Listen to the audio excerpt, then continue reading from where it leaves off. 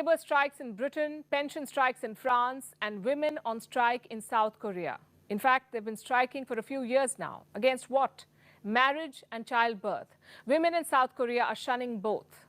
The latest fertility data is ringing alarm bells in Seoul. The population is shrinking, and all the money and policy solutions are not changing the tide. Women in South Korea remain on strike. They say they're protesting because the society views them as baby-making machines. It's become a movement of sorts, a movement called the 4 No's. What are the 4 No's? No to dating, no to sex, no to marriage, and no to childbearing. That's what the women of South Korea say. Look at the survey from 2022. It shows 65% of Korean women do not want children. The question is why, and the reasons are many, starting with money. The cost of raising children is high. In fact, South Korea is said to be the most expensive country to raise a child. Plus, housing is unaffordable. There are long working hours and bleak job prospects. So finances play a big role, but there's also a major cultural factor. And society's impossible expectations from a mother. She's expected to do it all. And this, by the way, is not limited to South Korea. Across the world, so many women have had enough and they're opting out. Not from their jobs, but from motherhood. They say it's a personal choice, and it is. But it also has widespread public ramifications. South Korea has the world's lowest fertility rate. In 2022, it broke its own record. What's the country's fertility rate? The average number of children a woman will have in her lifetime. For South Korea, it was 0.8 in 2021. The year before, it was 0.84. What does this mean? It means one woman would not even have one child on an average. What's up, family? It is your girl, TeraChantelle. I've been on my celibacy journey for 8 years and counting. It has been a spiritual awakening for me. It has been very healing for me. And I have pursued this journey very intentionally. I knew exactly why I chose celibacy, because it allows me to take accountability for myself, responsibility for my own body. And that is the true revolution of the movement of 4B, is saying no to everybody else and saying yes to yourself, choosing yourself, honoring yourself, loving yourself, not selling yourself so short and not sticking to your own script and being your own main character. My mind started opening, opportunities started opening, and love just started opening because I was allowing myself to be in flow, doing what feels good for me, because the only solution is within. I stopped believing that romantic love was the end-all be-all. I stopped believing that romantic love was going to save me, and I started saving myself. I am my own knight in shining armor. I am not a damsel in distress waiting for things to happen. I am making things happen by being in divine alignment with my own soul. We are so busy trying to find our own soulmates, but once you stop doing that, you're gonna end up finding yourself.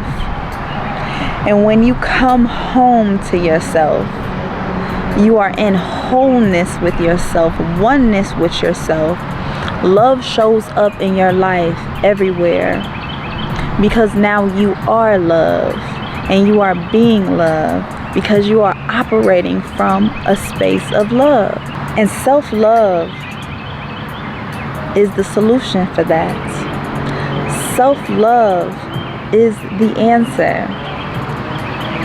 So before the 4B movement came into existence to my awareness, I've been choosing myself for 8 years.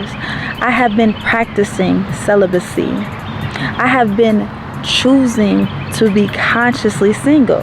When you are consciously single, you know you fine. You know you can have anybody, okay? But looks are the bare minimum. It don't mean a dime. And I'm not going to risk my body, risk my time, risk my life just because you fine and you sexually attractive. Baby, I am too. but I'm conscious about it. I'm aware of this. I'm aware of my responsibilities that I have to have for my life, because this is accountability. We can't blame other people for mistreating us. We can't blame other people for not behaving in a manner that we wanted them to behave in. We have to understand that we are just here to experience people and love people, not to possess people, not to hold them hostage, and not to commit ourselves to them, or commit our life to them, or sell our soul for them, for this external validation, for this external acceptance. What good is that? Because then we are going to betray ourselves, and that's when you cheat on yourself. That's why this whole cheating thing is such an illusion, because you can't ever cheat on yourself when you don't play yourself and you don't play into the games. That is the movement for me that is so revolutionary, is when you opt out of playing the game. Now what? Now what? It's no more proving, it's no more showing, it's no more auditioning, because I am being. I am being within myself. I am being there for myself, being real with myself. But we are so busy expecting folks to be real with us when they've been living a lie. They've been lying to themselves. So how do you expect people to be real with you when they live a lie? That's a contradiction in itself. And most people are a walking contradiction. And you have to be okay with that. And you have to accept that from people, because you accept yourself for who you are. You genuinely love yourself unconditionally, wholeheartedly. You don't need people to love you in order to feel love. You don't need to wait on being loved or receiving love, because you have that under control. This is the revolutionary movement. When you don't play in the silly games no more. You're not joining anybody's fuckery, foolishness.